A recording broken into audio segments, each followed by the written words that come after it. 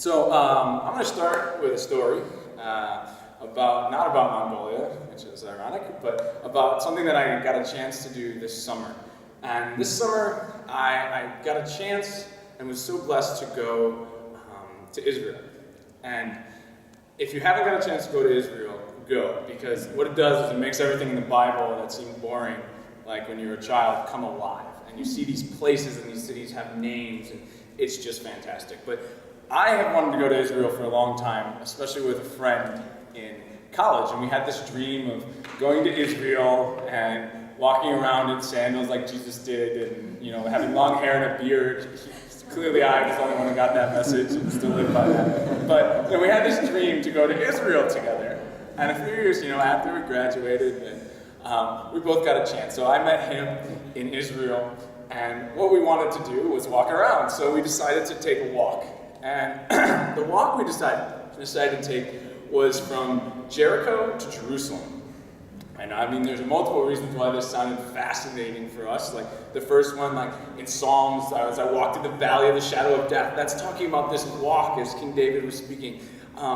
In the same way as is when Jesus tells the story of the Good Samaritan, right? Luke 10:30 says, a certain man went down from Jerusalem to Jericho. So the opposite way, but same path, Jericho to Jerusalem. And the third, obviously, because Jericho to Jerusalem was one of the last walks that Jesus ever took before he entered Jerusalem to be crucified and die for us. And so I was so fascinated by this. This is what we did. We went there, we decided we're going to take this walk.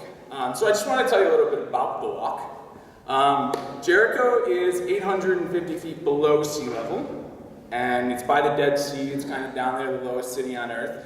And Jerusalem has many elevations, but we could say about 34 feet, or 2,500 feet above sea level. So there's about 3,400 feet of elevation change, about a kilometer of elevation change. And you walk through, it's a canyon basically. And it's through this old, windy road that's kind of on the side of the mountain as you walk along the canyon. And so we love this idea of going there. So the second thing I just want to tell you, on a map, that's about 15 miles if you did a straight line. But actually, minus all the winding down the canyon, it's about 23 miles or 37 kilometers, more or less, somewhere around there. We'll round. No one actually really knows.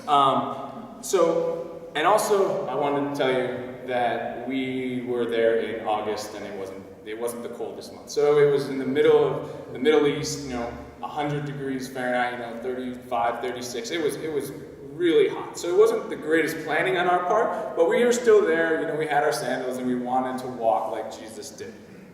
Okay? Everyone that we came across literally told us that this was a bad idea. They would say, I hope you have enough water. It's really hot out there, and people, are having trouble don't do it.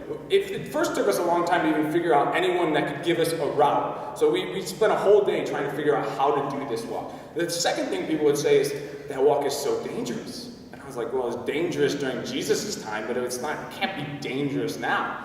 And sure enough, everyone kept saying, it's so dangerous. On the Mount of Olives at the very end, people will come around you and try to steal everything you have. And people were just telling us that absolutely don't do this walk. So, we made it all the way to Israel. We weren't going to believe them. So we took off about sunrise, and we listened to everyone. We packed tons of water. I had about 8 liters of water in my pack that I was carrying. I was carrying my pack for all of everything that I was traveling. I had on my back. So I had about 20 kg, maybe 25 kg on my back. So I was already carrying a lot. And so we had everything. We set out in the morning. We had some chicken sandwich that this guy in his shack cooked us the night before. So we were all set, me and my buddy. And away we went. And I can tell you, at 2 p.m. I was defeated. I was done. I was clinging to the shade of this one tree that had no leaves on it. It was dead like everything else there. And I was just huddled behind this tree, just trying to get out of the sun. I was absolutely miserable. And I didn't want to go on any farther. And we had seen a few people along the way, not very many, I think 2 we saw, 2 groups, and they were kind of like backpackers, and the other guy was an Israeli hiker. I said, how far is Jerusalem? And they said 2 days.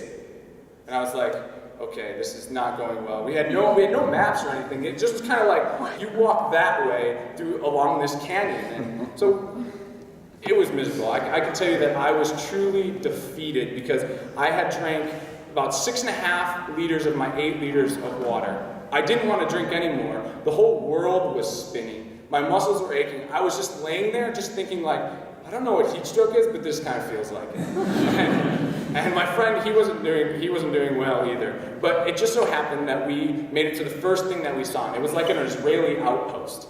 And we asked the guy, how far is Jerusalem? He said about a day and a half. So we were halfway through. We thought that we might be there about 2 or 3. We didn't plan him out. And, he had a gun on his side, so I believed him. But he said there was no way that we would make it if we kept walking this path that we were going on, because it was so windy. We were wasting so much time climbing. It was like we were basically mountain climbing as we went along. And so he said, go cut over to this road, and if you walk the road, it would be much shorter. We're like, anything. I can't even move. And so that's kind of what he told us, and we decided to do that. But I see this as because that morning, I was so full of energy.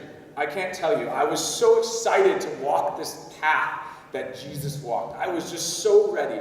And then 2 p.m., so many hours, just a few hours later, I was defeated. I was done. Like if someone would have carried me there or taken a taxi, I would have gave up everything, all my dreams, just to make it there. And so I want you guys to do one quick thing of sharing, because I do like questions and I like discussion. And then I'll continue my story. But I want you guys to share with just the person next to you, like the hardest thing you've ever done. Because I'll tell you later that physically, this was the hardest thing I've ever done. But it can be the hardest thing physically you've ever done, the hardest thing mentally you've ever done, the hardest thing you've ever accomplished or set out to accomplish. So why don't you guys just tell your neighbor what that is? Think about it.